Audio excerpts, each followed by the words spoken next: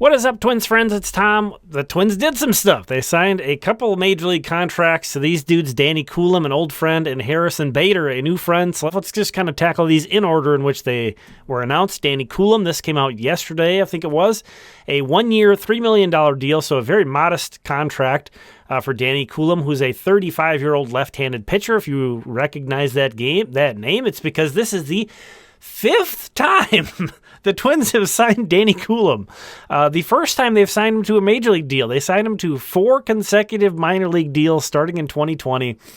His tenure with the Twins ended when he wasn't going to break camp in 2023 with the Twins, so they traded him to Baltimore for cash considerations. How is it possible this guy was available for only $3 million? And it's because kind of a combination of things. Number one, he's 35 years old.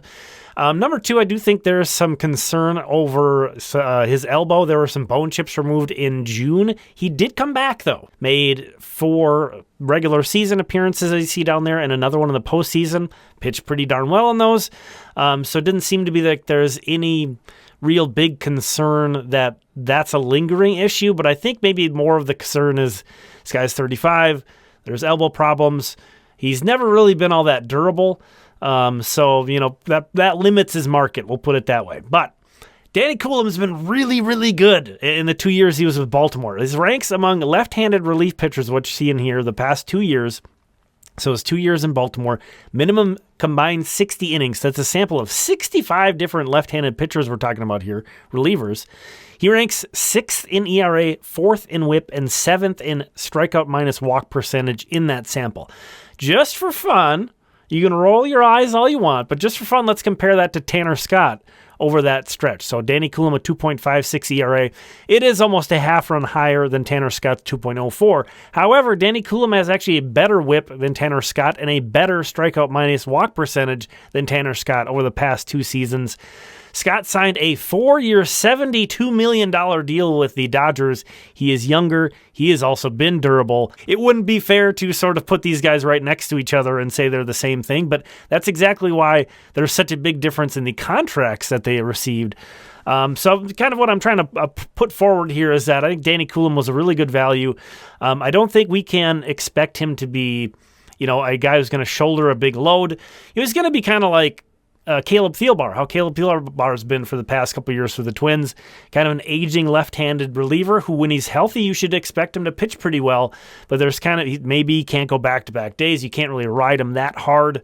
And, you just kind of cross your fingers that when you really need him, he is going to be there for you because there's not a ton of left-handed depth behind him in the Twins. As it stands, Danny Coulombe's the number 1 lefty. Cody Funderburk's the number 2 guy, and there's some guys after that, but it's not real deep, the Twins' left-handed relief picture. So let's move on over to Harrison Bader, who just today that was announced, a 1-year, $6.25 million deal with a potential of $2 million more in bonuses. I believe there was a mutual option in there, but those almost never get picked up by both sides. So he is a 30-year-old right-handed hitting center fielder. So, Byron Buxton insurance and also a platoon bat. Should be pointed out, though, even though it definitely seems like it's a safe assumption that Bader's going to play some corner outfield for the Twins. It's been years since Bader's played any corner outfield because he's an elite defensive center fielder. So on every team he's been on, he's been the best center fielder. So it's like, why would this guy bother having played corner outfield when that's the case?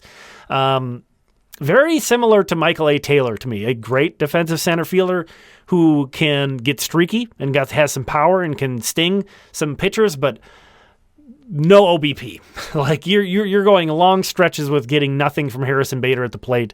And he may have lost a step last year, but we're splitting hairs between, is this guy like literally the best center fielder in baseball or just elite?